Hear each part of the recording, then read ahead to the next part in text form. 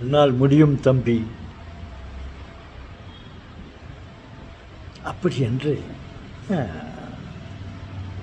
சில சொன்னார்கள். அது உண்மையா என்று பார்த்தால் அது உண்மை அல்ல என்று நாம் சொல்லலாம். சில விஷயங்களில் ஒருவனுக்கு உயிரை கொடுப்பது முடியாத காரியம்.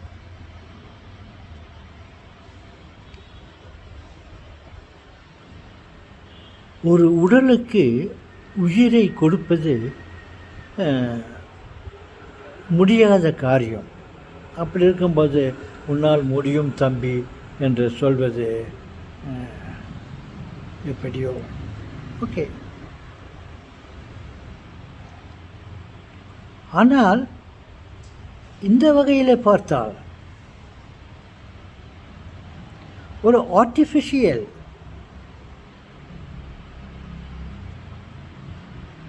சிலைக்கு நம்மால் உயிரை கொடுக்க முடியும்.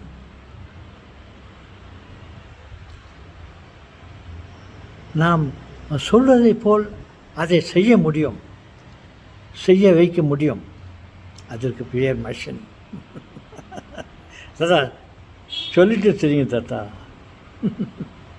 அதற்கு பெயர் மஷின் லேர்னிங்.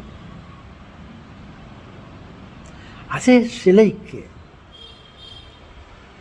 உயிரை கொடுத்து அதை சிந்திக்க வைத்து செயல்பட வைக்க நம்மால் முடியும். கடவுள் செய்த காரியத்தை கடவுளால் படைக்கப்பட்ட நம்மாலும் இப்படி செய்ய முடியும். இங்கே உன்னால் முடியும் தம்பி என்று சொன்னார்களே பேரறிஞர், அது இந்த இடத்தில் பொருந்துகிறது. ஒரு சிலைக்கு நம்மால் உயிர் கொடுக்க முடியும்.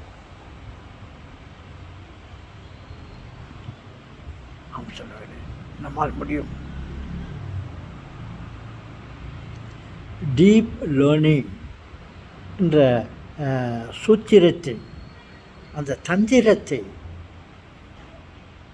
அந்த ஃபார்முலாவை அந்த சைத்தான் சாரி சைத்தான் இல்லை,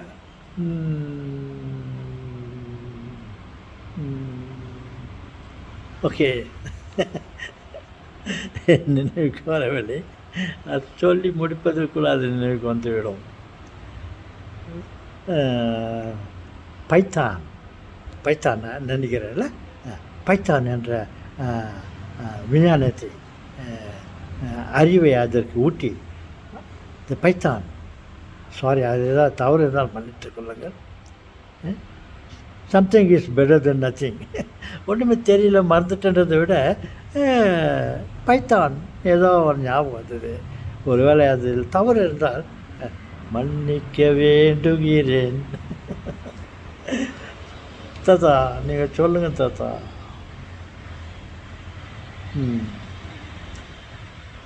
அப்படி நம்மால் உயிரை கொடுக்க முடியாது என்றும் சொல்லலாம். இப்படி பார்த்தால் ஆர்டிஃபிஷியல் இன்டெலிஜென்ஸி ஏஐ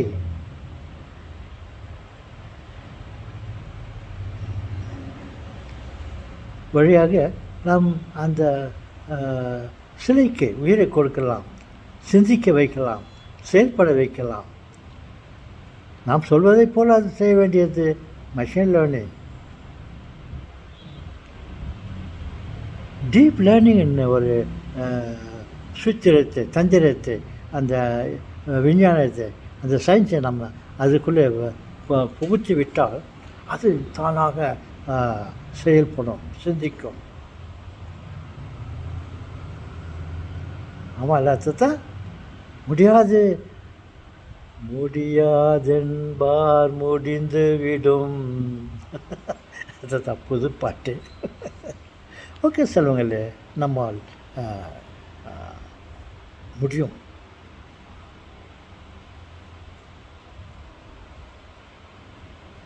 என்று முடித்து கொள்கிறேன். மேற்கொண்டு பேசிக்கொண்டே போனால் குழப்பம், அப்புறம் சண்டை வந்துடும், ஏவுகணை போட வேண்டியதாக வந்துடும்.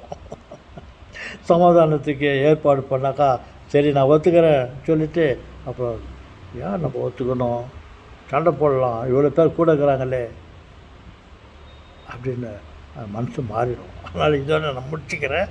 வணக்கம்.